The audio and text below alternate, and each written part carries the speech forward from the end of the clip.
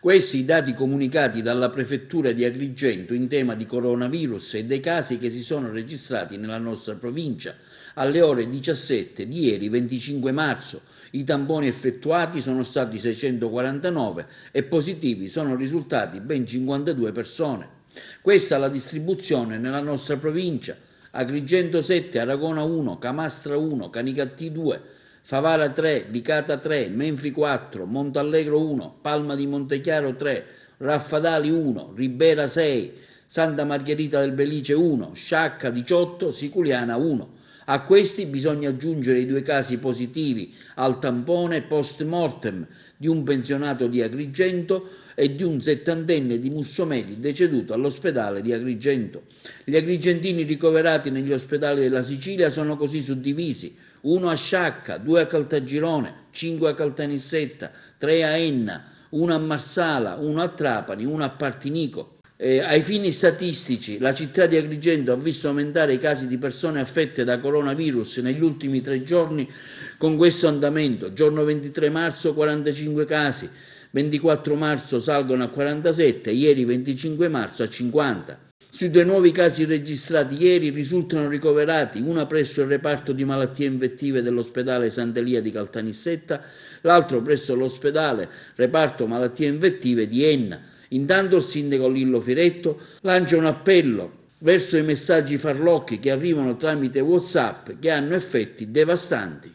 Intanto mi preve dirvi che relativamente al caso emerso ieri della signora risultata positiva, oggi ho provveduto a sentirla telefonicamente e la signora sta bene, è una sintomatica e quindi non ha alcun disturbo legato al virus che l'ha resa positiva al tampone.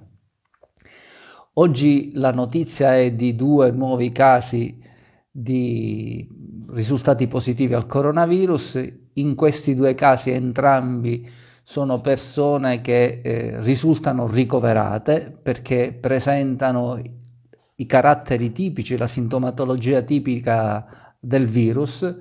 Una persona è ricoverata presso il reparto di malattie infettive dell'ospedale di Caltanissetta, una seconda è ricoverata presso l'ospedale di malattie infettive di Enna.